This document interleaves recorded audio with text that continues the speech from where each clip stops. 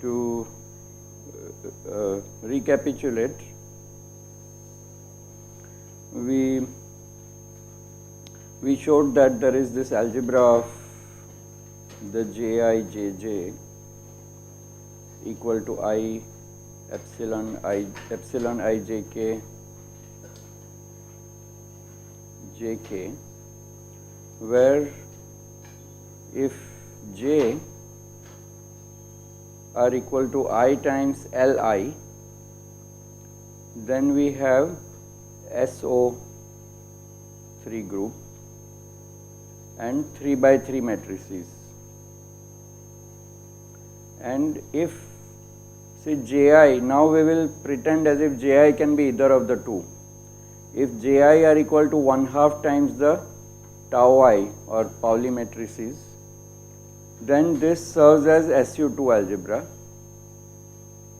But these are 2 by 2 complex, and these are 3 by 3 real in the form of L. But you can see, because there's an overall multiplication of I, it's really a real representation. Whereas this is intrinsically complex. You cannot make all the 3 tau matrices real. If tau 3 and tau 1 are real, 1 minus 1, 1, 1, then the tau 2 is necessarily 1 minus I, so that they all remain Hermitian. And that is how we get unitary matrices, because intrinsic complex nature of tau, which ensure that tau I dagger are equal to tau I.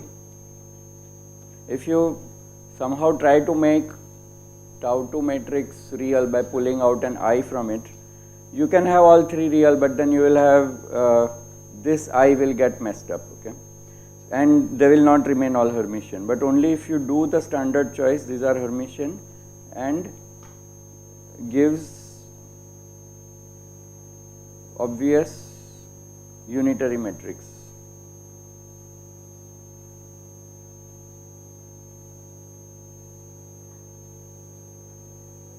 Under exponentiation.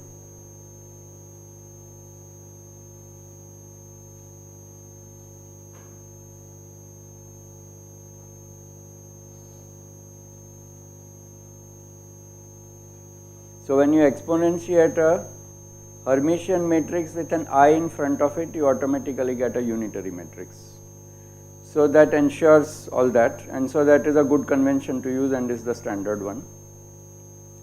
Now next we saw that topology, that the SU2 is a double cover and all that. Now we will see the representations. So for representations, we started with the J plus J minus construction.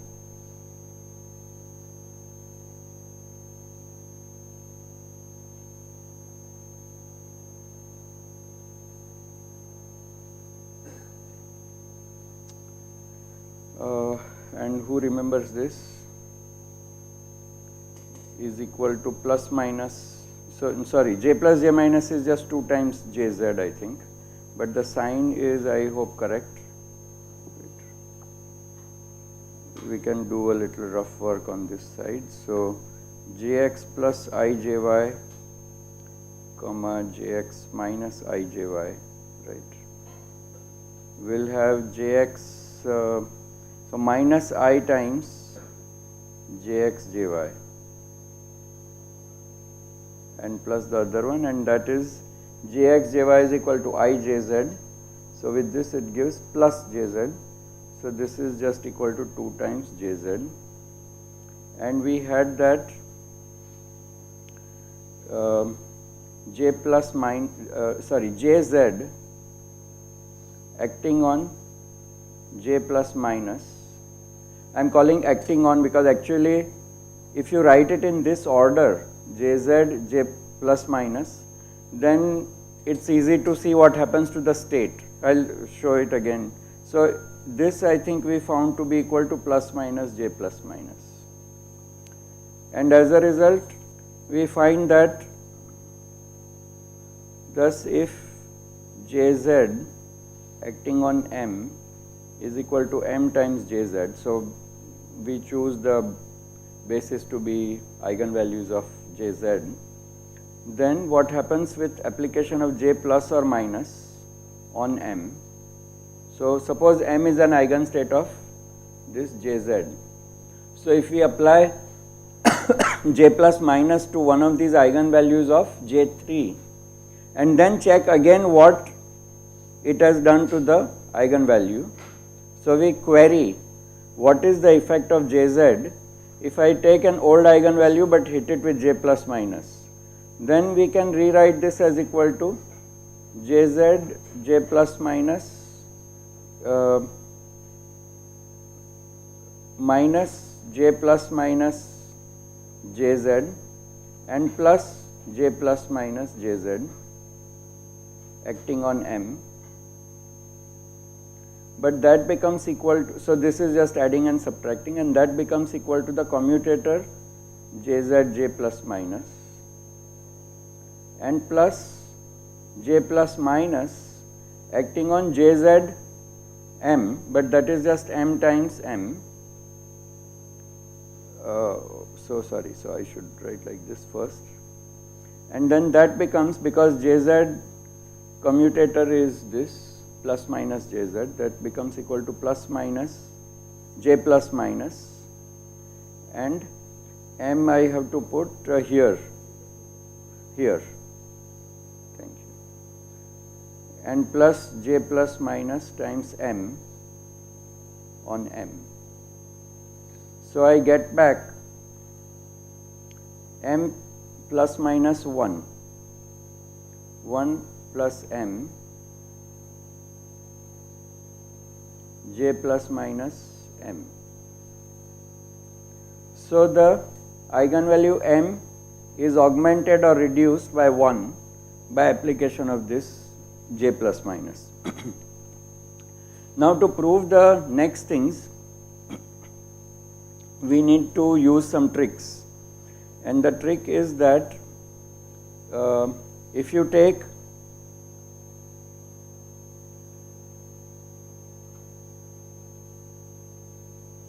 consider the product J plus J minus plus J minus J plus, okay. Now this is equal to Jx plus Ijy, Jx minus Ijy plus Jx minus Ijy, Jx plus Ijy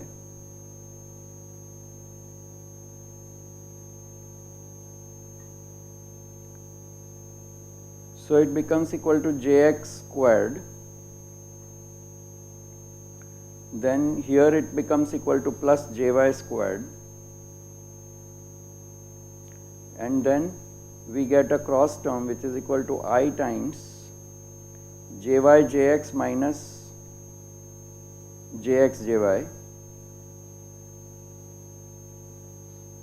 So we get the Jy Jx commutator, and then from the second term we get again Jx squared plus Jy squared.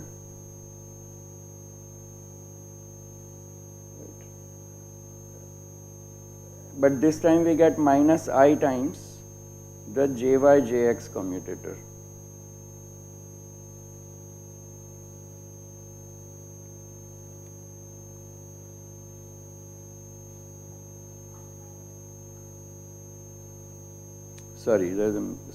Jx plus Ijy, right. So yes, so we got Jx squared plus Jy squared, which is equal to, so these terms cancel, and we got Jx squared plus Jy squared twice, so we can write it as equal to 2 times the whole of J squared but minus Jz square,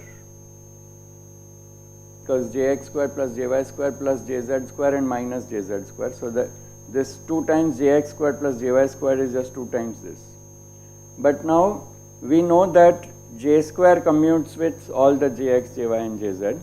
So j squared is a number, it's a something times identity, and jz in our basis the jz is also a number. So we get these numbers for j squared and jz. So next note that j plus is equal to j minus dagger, right, because this is jx minus ijy.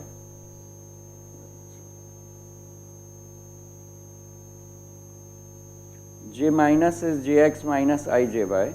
If I dagger it, I get jx dagger, but which is jx, and then plus I times jy dagger, but which is jy. Okay, so j plus is just j minus dagger. Therefore, this left hand side j plus j minus j plus is a positive definite operator. You are taking operator time its own Hermitian conjugate, operator time its own Hermitian conjugate.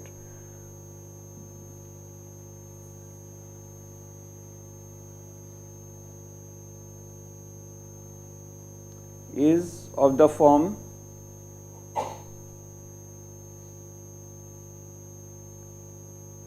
z1 star plus I have called plus z2 star, okay, i.e. greater than or equal to 0. So although they are operators, you know if you represent them as matrices, then they will follow this same rule, that if you take matrix and its own dagger, then all its eigenvalues will be positive. So this is positive operator.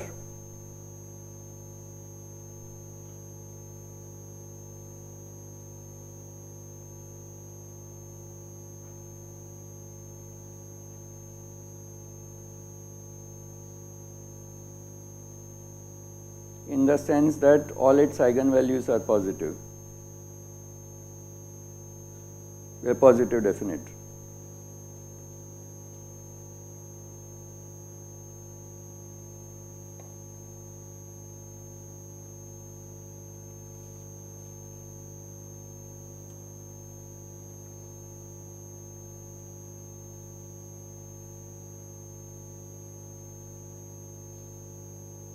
So this is getting to be a slightly boring proof, but I'll just go through it, because actually you will probably do it in quantum mechanics class.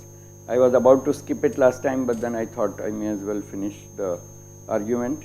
So we are now observing that I have a positive definite operator, and this side are things that become numbers.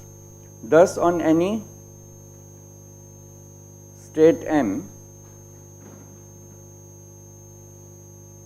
we would find that 2 times m j squared minus jz square m, which should be equal to 2 times, and let us call this for the time being j squared.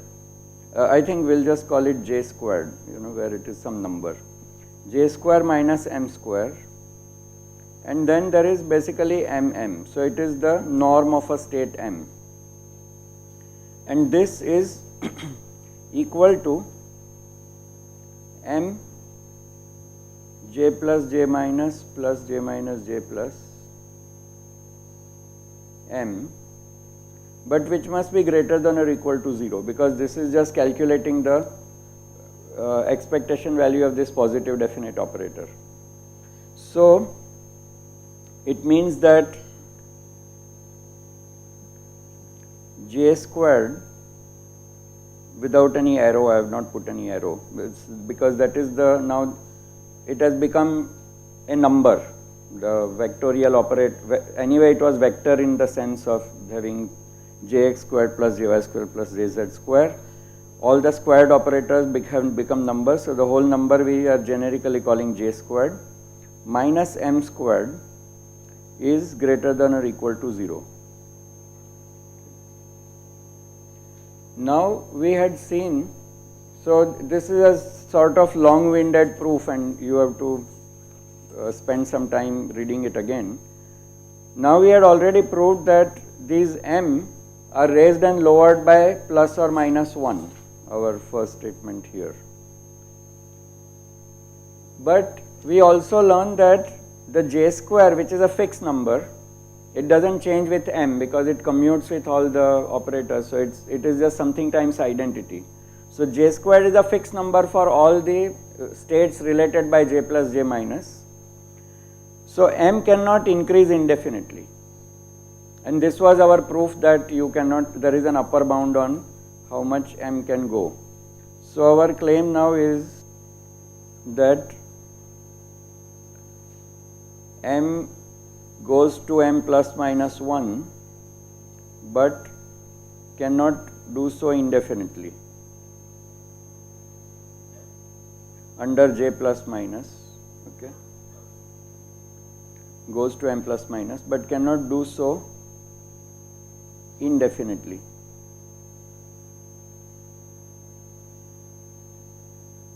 Because there is an upper bound, so because j squared is fixed,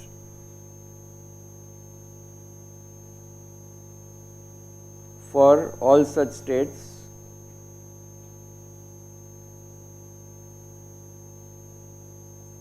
raised and lowered by j plus minus.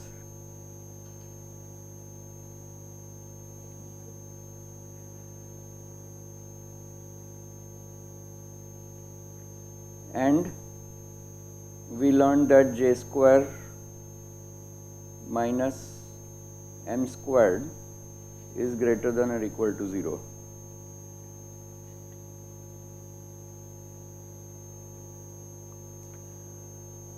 So this is the reasoning for why m has to be capped.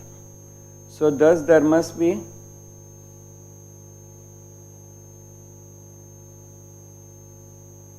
some L such that Jz can, J plus, J plus cannot raise it any further. It has to make it 0, otherwise it will keep going indefinitely. So there must exist a highest weight state. Now next we need a sub identity of this. Here we directly calculated all this, but there is, actually we can see from here. Now note, so actually I don't know how to punctuate it. It's like steps 1, step 2. If it was a mathematics book, they would have called it lemma 1, lemma 2, lemma 3. But so next, recall what? This.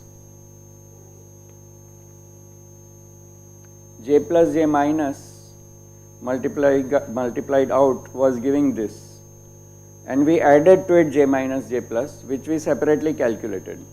But suppose we drop the second line and second term, then recall that actually which one do I need?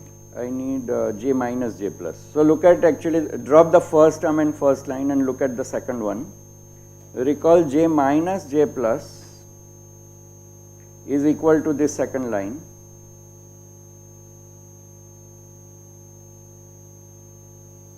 and then minus I times JYJX. JYJX is minus of JXJY, so that removes this minus sign, but then that becomes equal to IJZ, so I times that I becomes a minus, so it becomes minus times JZ. Okay. So the J minus J plus is equal to JX squared plus JY squared, so this is from page 3.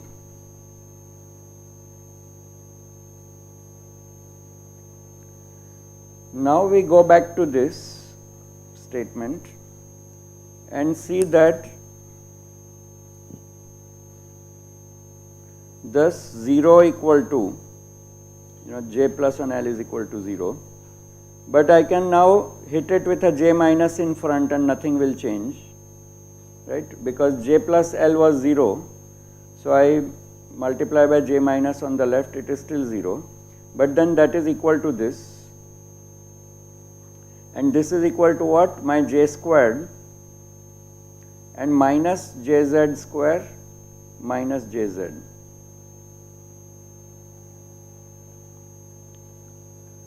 So, if the highest value is equal to L, thus I find that j squared value is equal to L squared plus L,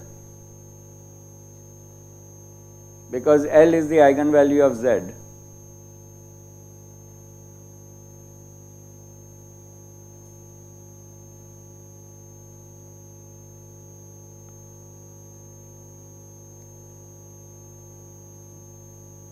So we may as well retain it on this side, acting on L.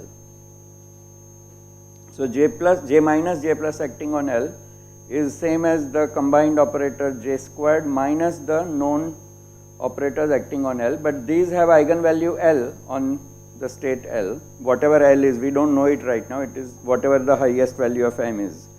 But the j squared value gets fixed to be equal to that value, highest value squared L into L squared plus L. This is of course a famous result which everybody knows, L into L plus 1. So since we already know that this is greater than or equal to 0, we also know that there is a lower bound. So M cannot decrease indefinitely because this is an M squared.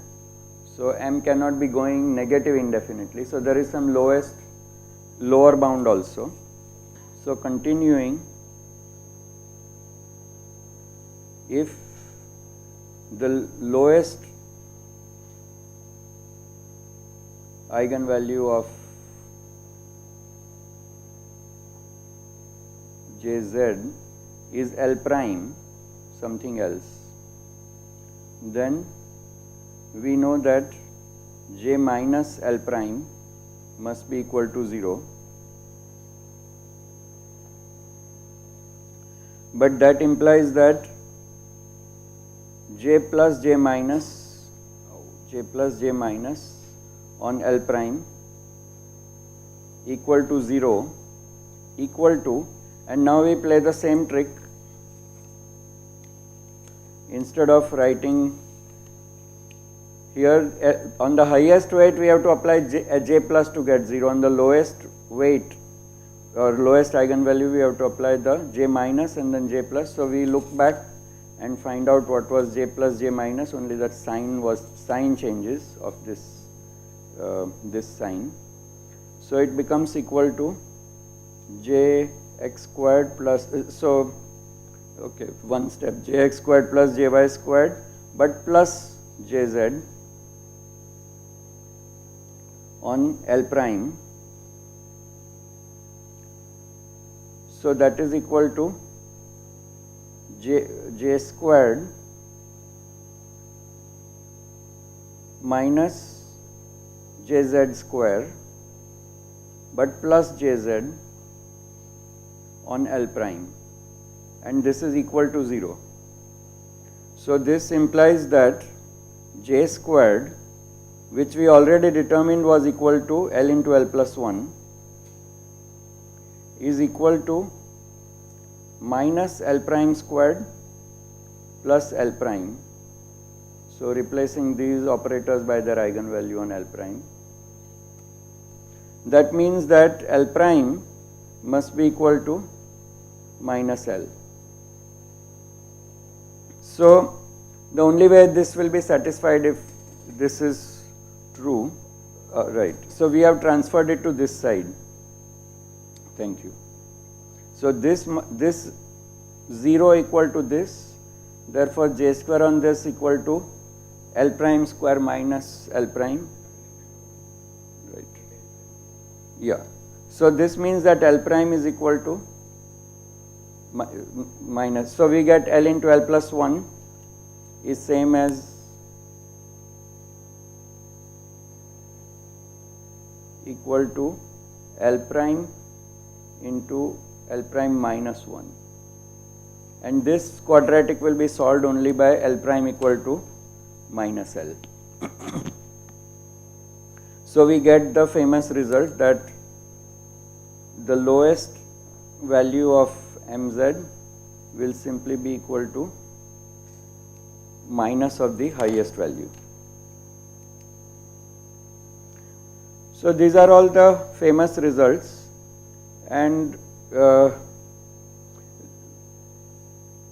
we can so now we discuss the spectrum for. So thus we have proved, thus we checked the steps required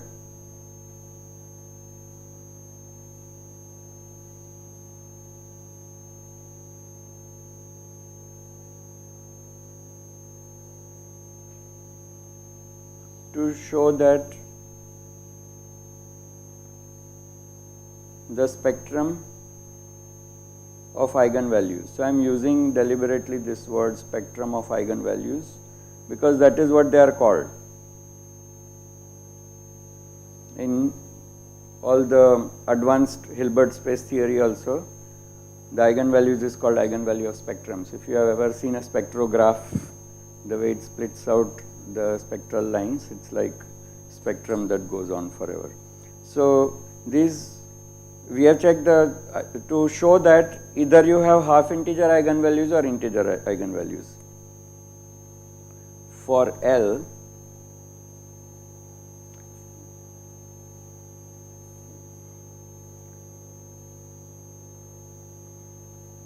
I should say M, no? For M is either integer or half integer.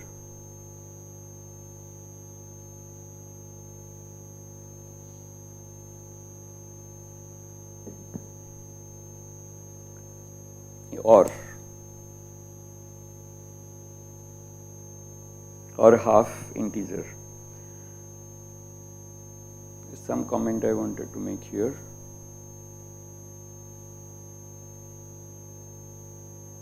So correspondingly we get spin, the half will not be admissible for the real algebra, and integer will be used for the angular momentum algebra.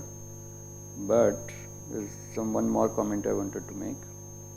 Oh yes, and right. And the point is that each one of these is one irreducible representation. For each fixed j squared equal to L into L plus 1, we get one irreducible representation of the, let us for the time being say, the commutator algebra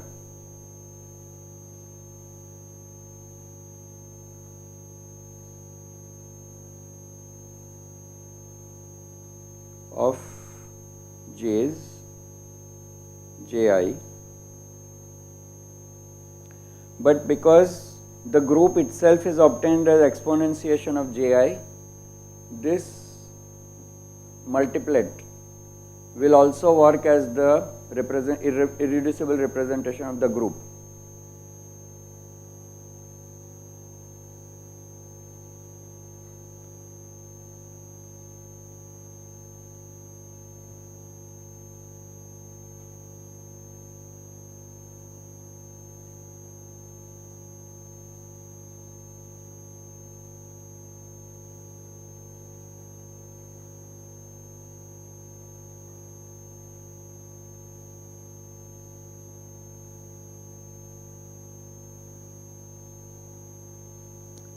Integer spectra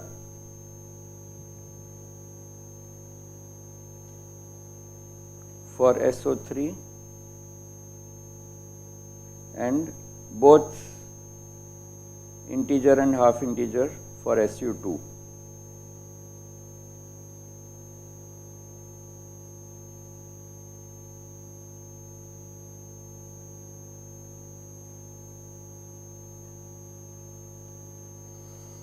So that is the final summary.